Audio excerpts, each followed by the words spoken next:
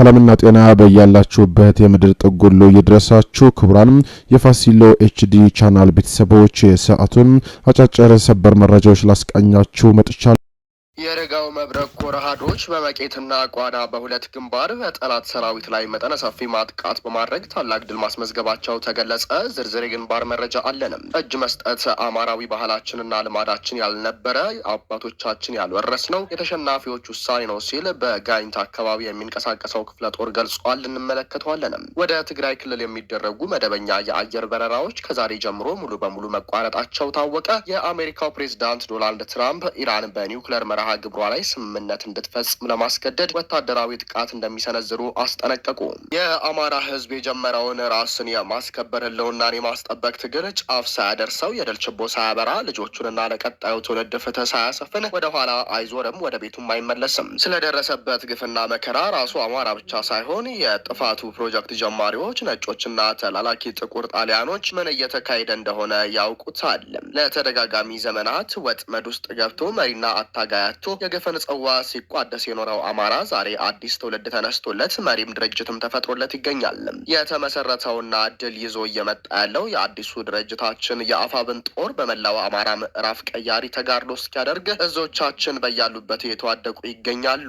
ይህን ተከትሎም የደጋው መብረቅ ኮር አሃዶች በመቄትና ቋና በሁለት ግንባር በጠላት ሰራዊት ላይ መጠነ ሰፊ ማጥቃት በማድረግ ታላቅ ድል ማስመዝገባቸውን ምኒልክ እዝ ለብላክ ላይን ሚዲያ ያደረሰው መረጃ ያመለክታል።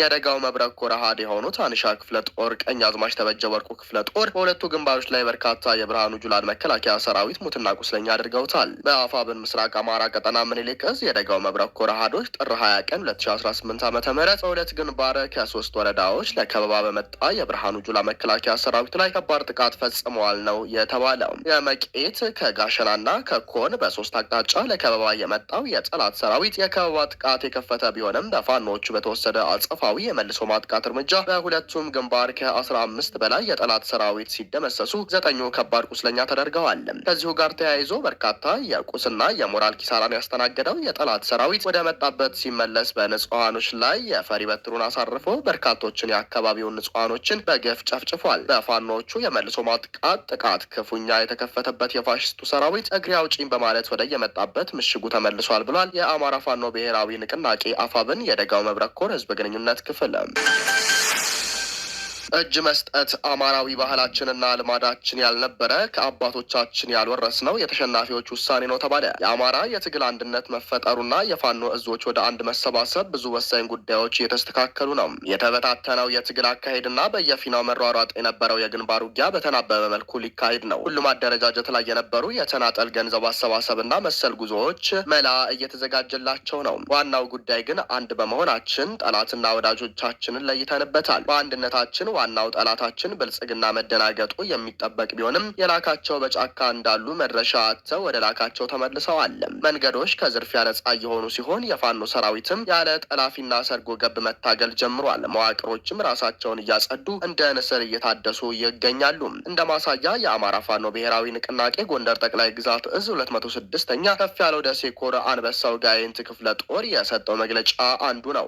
በመግለጫው በመጀመሪያ የአማራ ፋኖ ብሔራዊ ንቅናቄ አንድነቱ ከብዙ ድካም በኋላ በመመስረቱ ለትግላችን ደጋፊዎችና ለሰፊ የአማራ ሕዝብ እንኳን ደስ አላችሁ እያልን በመቀጠል ክፍለ ጦራችን ባለፉት 2 ዓመታት ተኩል በላይ በአማራ ትግል ውስጥ ከባድ ጀብድ ስንፈጽም የቆየን መሆናችን ይታወቃል። በመሆኑም በሰሞኑ ክፍለ ጦርም ሆነ ኮራችን ሲመሩ የነበሩ መሪዎች ጠላት በዘረጋው መረብ ተጠልፈው ለጨፍጫፊው ስርዓት እጃቸውን ሰጥተዋል። ስለሆነም ትግላችንን ለምትደግፉ ደጋፊዎቻችን በሙሉ ግልጽ እንዲሆንላቸው እጅ የሰጡት የተወሰኑ ግለሰቦች እንጂ ጀግናው ሰራዊታችን አሁንም ትግል ውስጥ ያለና እየታገለ መሆኑን እናሳውቃለንም። እጅ መስጠት አማራዊ ባህላችን ልማዳችን ያልነበረ ከአባቶቻችን ያልወረስነው የተሸናፊዎች ውሳኔ ነው። እኛ የአባቶቻችን ልጆች ራስ ጋይንቶች ነንም። የእነ ፊት አውራሪ ገብርዬና የዘመናችን ፈርጦች የእነ አርበኛ ከፍ ያለው ደሴ የአርበኛ ክንድ አለም አለም ነው ልጆች እንጂ የቁስ ሰቀቀናቸውን ለማርካት ሲሉ ብዙ ዋጋ የተከፈሉበትን ትግል ክደው እጃቸውን ለጠላት እንደሰጡት አይነት ስነ ልቦና የሌለንንም። በመሆኑም እጃቸውን ለጠላት የሰጡት ተሸናፊዎች መሪዎች ምክንያት በማድረግ አደረጃጀት ሰርተናል ብሏል ክፍለ ጦሩ በመግለጫው። በሌላ ዜናችን በቴዎድሮስ እዝ ግንባር በ109ኛ ኮር 99ኛ ክፍለ ጦር ስር በሚገኙ ወረዳዎች የህዝብ ንቅናቄ መድረኮች እንደቀጠሉ ናቸው ተብሏል። በትናንትናው ዕለት በቀን 25ኛ ወር 2018 ዓ.ም የደንበጫ ጊዜያዊ መንግስት የህዝብ ንቅናቄ መድረክ በየዘለቃ ከተማ አካሂዷል። ደንበጫ የጀግኖች መውጫ የባንዳ መግጫ ተብሎ የተነገረለት የደንበጫ ወረዳ የዘለቃና አካባቢው ማህበረሰብ አንድ ላይ በመሆን ከደንበጫ ጊዜያዊ መንግስት ጋር በጋራ ሲመክሩ ውለዋል። የሃይማኖት አባቶች፣ የሀገር ሽማግሌዎችና ወጣቶች በፕሮግራሙ ላይ ተሳትፈዋል። በውይይቱ የተሳተፉት የማህበረሰብ ክፍሎች የአማራ ፋኖ አንድነትን አስመልክቶ የእንኳን ደስ አላችሁ መልእክት ያስተላለፉ ሲሆን ከትግሉ ጎን እንደሆኑና ከአሁን በፊት ሲያደርጉት ከነበረው በቀጠለ በሙሉ አቅማቸው ትግሉን እንደሚደግፉም ቃል ገብተዋል ነው የተባለው። በዕለቱ የ109ኛ ኮር 99ኛ ክፍለ ጦር አመራሮችና የደንበጫ ወረዳ ጊዜያዊ ዋና አስተዳዳሪ በፕሮግራሙ የተሳተፉ ሲሆን ከተሰብሳቢው የተነሱ ጥያቄዎች ላይ ማብራሪያ በመስጠትና ቀጠናውን የሚያስተዳድሩ አዲስ አመራሮችን በህዝብ ድምጽ ፍጹም ዲሞክራሲያዊ በሆነ መንገድ በማስመረጥ የዕለቱ ፕሮግራም ተጠናቋል ሲል ገልጿል። የ109ኛ ኮር ህዝብ ግንኙነት ስም ይህ በእንዲህ እንዳለ ተስፋ ምሳ የተባለ የአረመኔው አገዛዝ ከ6ኛ እዝ 605ኛ ኮር 14ኛ ክፍለ ጦር የሪጅመንት 5 አባል ፋኖን ተቀላቅሏል። የአማራ ፋኖ አንድነት ምስረታ በፈጠረበት ደስታ ወደ ፋኖ ለመቀላቀል መወሰኑን የገለጸው ተስፋ ምሳው ከኦሮሚያ ክልል በመነሳት ቀናትን የወሰደ ጉዞ ተጉዞ 206ኛ ኮር 34ኛ ክፍለ ጦርን ተቀላቅሏል። የአረመኔው ሰራዊት አባል ሆኜ በህዝባችን ላይ የሚደርሰውን ግፍና በደል ተመልክቻለሁ ያለው አባሉ ጥር 9 የተሰማውን የአማራ ፋኖ አንድነት ብስራት ተከትሎ ከአረመኔው ሰራዊት በመውጣትም በግንባር ድርጅቱን ለመቀላቀል ረጅም መንገድ በእግሩ በመጓዝ ወደ ጎጃም ሊገባ እንደቻለ አክሎ ገልጿል። መከላከያው ከተቋቋመለት ዓላማ በተቃራኒው በራሱ ህዝብ ላይ በመዝመት ጸረ አማራ ዘመቻ ላይ በመሆኑ የአብይ አህመድን የጭካኔ ተልእኮ የተቀበሉ የአረመኔው ሰራዊት አባላት ወደ ህዝባቸው መተኮስ አቁመው የፋኖን ትግል እንዲቀላቀሉ ጥሪ አቅርቧል ብሏል። ጌትነት እውነቱ የ34ኛ ክፍለ ጦር ኢንዶክትሪኔሽን ኃላፊ።